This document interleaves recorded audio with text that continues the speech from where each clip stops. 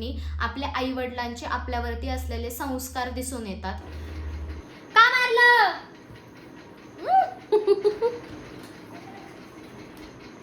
मी काय शांत कुणाचं बाळ आहे त्यांनी घेऊन. मला त्या कॉमेंट्स ऐकून खरंच इतकं छान वाटलं. खरंच ज्यांनी कॉमेंट केल्या त्यांना थँक्यू सो मच. सो आम्ही तुला एक नाही तर 2 बाळ देते. अजून पण एक पण बाळ नकोय का? राजा राणीचा संसार करायचा आहे का?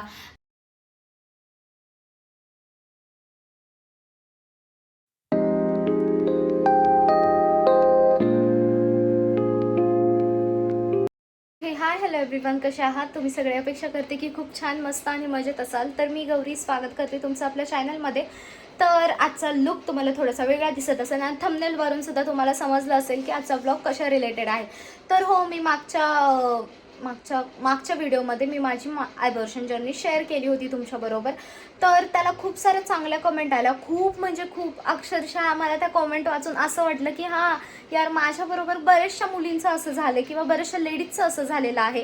आणि बऱ्याचशा अशा सुद्धा कमेंट होत्या की एकटीचं तुझ्याच आयब्रोशन नाही झालं असं तसं. आता त्या कमेंटवर तर मला बोलायचंच आहे. अक्षरशः आहे ना, तिने एक लेडीज असून सुद्धा एका लेडीजला तिने इतकी वाईट कमेंट केली. ती मी कमेंट तुम्हाला शो सुद्धा करू शकत नाहीये, पण मी आहे ना ते तिचं नाव वगैरे काय आहे ना ते नक्कीच घेईल किंवा इथे ना मी तुम्हाला स्क्रीनशॉट लावून दाखवेलच, ते पुढेच दाखवेलच.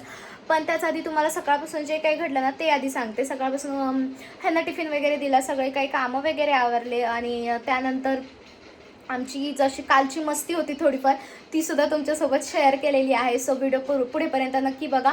आणि आजच्या व्हिडिओमध्ये मी माझ्या अख्खा मसूर ढाबा स्टाईल कशी करते हे सुद्धा शेअर केलेलं आहे.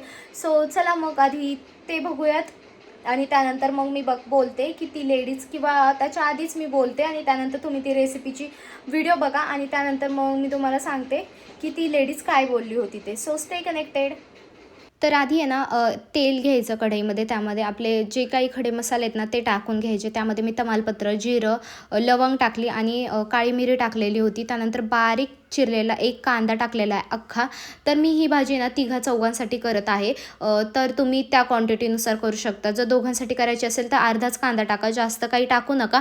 त्यानंतर त्याला आहे ना सोनेरी रंगापर्यंत होईपर्यंत परतून घ्या. त्यानंतर त्यामध्ये ना मसाले टाका सगळे काही, म्हणजे हळद, लाल तिखट. हळद मी स्किप करते कारण की हळद मी टाकत नाही. आणि त्यानंतर आहे ना हा ग्राइंड केलेला, म्हणजे ह्याच्यामध्ये मी काय काय हे केले तर कोथिंबीरीच्या काड्या, कांदा, टोमॅटो, थोडंसं खोबरं, थोडंसं म्हणजे एकदम किंचित, 2 कांदे, 2 टोमॅटो घेतलेत. त्यानंतर आहे ना ही ग्रेव्ही आहे ना पूर्ण शिजत आल्यानंतर त्यामध्ये मीठ टाकले आणि ना हे सगळं आहे ना एक 10 ते 15 मिनटं चांगलं बारीक गॅसवरती मी शिजून दिलं. त्यानंतर त्याच्यामध्ये परत मी थोडे मसाले टाकले, म्हणजे एक लाल तिखट टाकलं, घरचा मसाला जो असतो तो. त्यानंतर काश्मीरी लाल मिरची नाही टाकली. त्यानंतर शेवटी मी ती तडक्यासाठी वापरलेली आहे. फक्त मी ह्याच्यामध्ये ना घरगुती जे लाल काळं तिखट मिक्स असतं ना आमचं ते टाकलं. आणि त्यानंतर पनीर मसाला टाकला होता. पनीर मसाल्याची जरा क्वांटिटी जास्त घ्यायची कारण की त्याने टेस्ट इतकी छान येते ना. आणि हा मी सुहानाचाच वापरते पनीर मसाला, ह्याने खूप छान टेस्ट येते भाजीला. त्यानंतर आहे ना ती मसाला सगळा आहे ना मस्त असा भाजून घेतला आणि इतका छान सुवास सुटला होता ना. त्यानंतर आहे ना त्याच्यामध्ये थोडीशी कोथिंबीर टाकली. मसाला शिजताना जर तुम्ही कोथिंबीर टाकली ना खरंच मसाल्याला खूप छान फ्लेवर येतो. तुम्ही एकदा ट्राय करून बघा, खूप तुम्हाला सुद्धा आवडेल. त्यानंतर आहे ना हा मसाल्याला तेल सुटत आलं. त्यानंतर त्याच्यामध्ये ना मी अख्खा मसूर आहे ना आधी शिजून ठेवलेला, त्यानंतर त्याला थोडंसं टाकलं. त्यानंतर मिक्सरमध्ये थोडंसं आपलं वाटण राहिलेलं असतं त्यानंतर ते विसळून घातलं. त्यामुळे मसाला चांगला शिजतो सुद्धा एकदम बारीक गॅसवरती.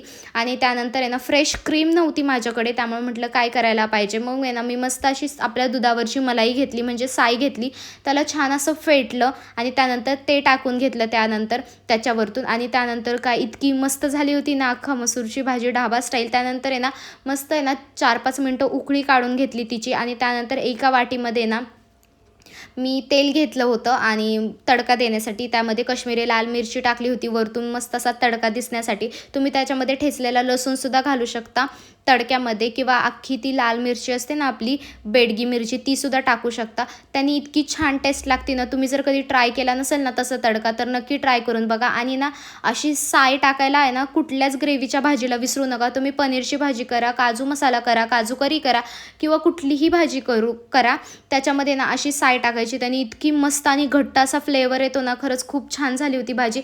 जर तुम्ही कधी ट्राय केली नसेल ना, तर अशा स्टाईलने ना तुम्ही अख्खा मसूर नक्की ट्राय करा. तुम्हालासुद्धा आवडेल आणि तुमच्या घरातल्यांनासुद्धा आवडेल.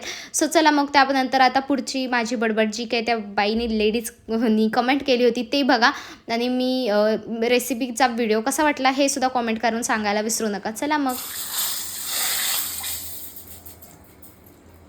मला भरपूर चांगल्या कॉमेंट आल्या की ताई तुला स्वामी म्हणजे मी सुद्धा स्वामींची भक्ती करते. आधी तुम्हाला हे क्लिअर करते, माझ्या लग्नाच्या आधीपासून. आणि मला असं कुठेतरी वाटतं की आमच्या दोघांचं लग्न किंवा आम्हाला दोघांना एकत्र स्वामींनीच आणलेलं आहे. त्यामुळे स्वामींवर माझी सुद्धा श्रद्धा खूप जास्त आहे. म्हणजे खूप जास्त, म्हणजे अफाट बोलायला काहीच हे नाही आहे. तर मी तुम्हाला सांगते की भरपूर जणांनी मला कॉमेंट केलं की ताई नको टेन्शन घेऊ किंवा नको रडूस किंवा आम्हाला तुझा व्हिडिओ बघून रडायला आलं, अक्षरशः डोळ्यात पाणी आलं, अशा तशा कॉमेंट्स. तर मला त्या कॉमेंट्स ऐकून खरंच इतकं छान वाटलं. खरंच ज्यांनी कॉमेंट केल्या त्यांना थँक्यू सो मच. मला तुमच्या कॉमेंट्स वाचून खरंच खूप जास्त मनाला धीरसुद्धा भेटला. आणि एका ताईने तर मला कॉमेंट केली होती की नको टेन्शन घेऊ, स्वामी तुला एक नाही तर 2-2 बाळं देतील. हो, आम्हाला सुद्धा आता तसंच वाटायला लागलं. त्यामुळं आम्ही पण टेन्शन एवढं काही घेत नाही. आणि मला एवढं नाही आहे की असं नाही की आपलं वय निघून चाललं आहे की बाबा आपण म्हातारे होत चाललो आहे, असं नाही आहे एक प्रॉब्लेम. पण माझं असं होतं की यार हां, एखादं छोटंसं बाळ झालं की मी सुद्धा रिकामी होईल. कोणाचे जे लोक येतात ना, आजूबाजूने येणारे जाणारे असतात ना, ते सतत बोलत असतात ह्यांना अजून पण एक पण बाळ नको आहे का, राजा राणीचा संसार करायचा आहे का. तरी मी लक्ष काय एवढं देत नाही. पण असं वाटतं ना की यार त्यांच्या तोंडावर एकदाच ती शब्द मारून टाकलेला बरा, नाही का असं. मग माझं असं म्हणणं होतं की हां, एखादं झालं की ठीक आहे. पण ह्यांनी पण मला खूप सारं कृष्णाने पण समजून सांगितलं की नको यार टेन्शन घेऊन, लोकांचं काय बघतीयस तू, तुझा नवरा तुझ्या पाठीशी खंबीर आहे ना. हां, माझा नवरा पाठीशी खंबीर आहे, त्यामुळे मला कोणाचीच टेन्शन नाही किंवा कोणाचीच काही नाही आहे. तर मी तुम्हाला आहे ना त्या लेडीचं नाव मला आठवत नाही आहे, मी तुम्हाला पुढे गेल्यानंतर दाखवेल, स्क्रीनशॉट दाखवेल. तर इतकी बेकार कमेंट केली होती, म्हणजे मला अक्षरशः आहे ना संताप झाला होता. पण मी म्हटलं की जाऊ दे यार, कुठं कुणाला काय बोलावं, नाही का. फक्त मला एवढंच सांगायचं आहे, तिने जर ब्लॉग बघितला हा तर तू एक बाई आहेस आणि एका बाईला तू अशी कमेंट नाही करायला पाहिजे. ह्या कॉमेंटनी आपल्या आईवडिलांचे आपल्यावरती असलेले संस्कार दिसून येतात. मी डायरेक्टली म्हणजे मी एवढं टोकाचं कधीच कुणाला बोलत नाही, पहिली गोष्ट म्हणजे. आणि माझ्या वाटेला जर कोणी गेलं ना, मी त्याला अजिबात सोडत नाही. जे कोणी मला वाईट साईड बोलतं ना, म्हणजे कुणीही कॉमेंट करू द्या किंवा घरातले किंवा बाहेरचे जे कोणी बोलतं ना, मी त्यांना डायरेक्टली तोंडावरती सुद्धा हेच बोलते की तुमच्या आईवडिलांचे जे संस्कार आहेत ना, ते इथं दिसून येतात. तुम्ही काय आमच्या घरातले नाही आहेत किंवा तुम्ही आम्हाला घरात आणून देत नाही, तुम्ही एवढं टोकाचं आम्हाला बोलायला आणि इतकं घाण पातळीचं. तुम्ही झोपडपट्टीत राहिलेले असाल किंवा तुम्ही फालतू असाल, फालतू बोलते मी, इतकी घाण कॉमेंट करायला. प्रत्येक बाईच्या आयुष्यातला एक मातृत्व किंवा एक आई होण्याचा प्रवास खूप खूप महत्त्वाचा असतो. आणि जी बाई होती ना, तिला पण एक 2 मुलं होते आय गेस. तिने त्या ह्याच्यावर ID वरती टाकलं होतं यूट्यूबच्या. आणि मेन पॉईंट हा आहे की अर्धवट डोक्याच्या असतात त्या लेडीज आणि कॉमेंट करतात येऊन बॅड. तुम्हाला थोडी तरी लाज वाटली पाहिजे. एक लेडीज असून सुद्धा आपण एका लेडीजला बॅड कमेंट करतो. तुम्ही तुमच्या मुलांना काय शिकवणार? हे असल्या इतके घाण कार्यक्रम तुम्ही तुमच्या मुलांना शिकवताना तरी ॲटलिस्ट आहे ना चांगलं शिकवा जरा. तुम्ही तुमची फ्युचरची जी पिढी आहे ना, ती जरा चांगली जनरेट करा. इतका संताप होतोय ना मला अक्षरशः, म्हणजे आता काय बोलू समजत नाही. पण खरंच जर ते लेडीजनी ब्लॉग बघितला ना, तर खरंच तू तू आहे ना, तुझ्यावरून तुझे संस्कार नाही दिसून येते. तुझ्या आईवडिलांनी जे केलेत ना तुझ्यावर संस्कार, ते दिसून येतात. त्यामुळे मलाच काही कुठल्याही क्रिएटरला किंवा कुठल्याही लेडीजला किंवा तुझ्या घरातल्या कुठल्याही लोकांना तू वाईट साईड बोलताना 10 वेळा नाही 1000 वेळा विचार कर. त्यानंतर एखाद्याला वाईट कॉमेंट कर किंवा एखाद्याला वाईट बोल. तुला जर चांगलं बोलण्याचा अधिकार नाही आहे ना, तर तुला आहे ना माझ्या लाईफमध्ये येऊन वाईट बोलण्याचा सुद्धा अधिकार नाही आहे. जाऊ द्या, चला. सो तुम्ही आता त्याच्या पुढची काय म्हणतात ते रेसिपीचा व्हिडिओ बघा. त्यानंतरची आमची मस्ती आहे ती सुद्धा बघा. काल रात्री घडली होती आमची खूप मस्ती चालू असती. म्हणजे मी काही शूट करते आणि काही नाही राहत लक्षात, नाही का. आणि कसं आहे ना, ह्यांचं अजून कसं आहे, मी तरी एक कॅमेरा फ्रेंडली झाली आहे, पण अजून हे नाहीच झाले. मग त्यांना व्हायला थोडासा वेळ लागेल. आणि त्यानंतर मग मी तुम्हाला आहे ना आमची मस्ती काय असते ना, आमच्या दोघांमधलं रिलेशनशिप काय आहे ना, हे सुद्धा आहे ना तुम्हाला स्टेप बाय स्टेप नक्कीच दाखवून देईल.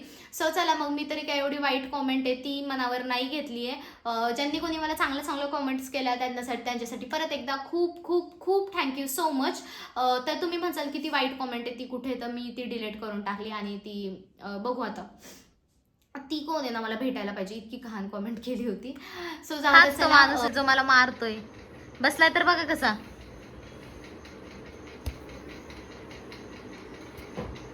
बघा माझा अवतार काय करून टाकलाय, हे बघा केस बिस बाहेर काढले. माझे आई बाप नाहीत ना, त्यामुळे मला त्रास देतो.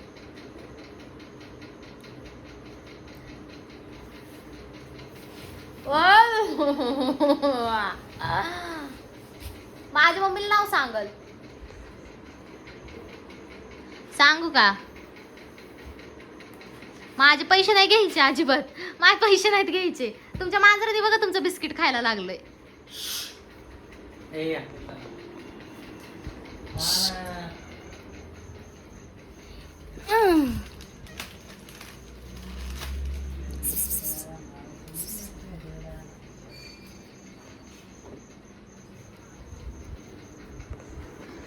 हे बघा ही चोरटा, चोरटा माणूस एक नंबरचा चोरट. मला का मारलं, का मारलं?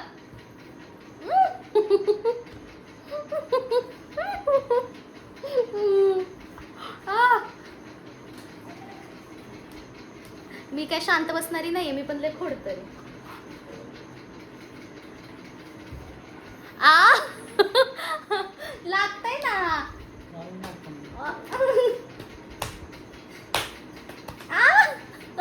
असंच करतोय, लय पागल आहे पोरग हे.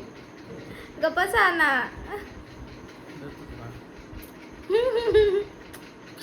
माझं बाळ आहे हे कुणाचं बाळ आहे त्याने घेऊन जावा. नाही हे मी नाही तुमचं. चला मग बाय.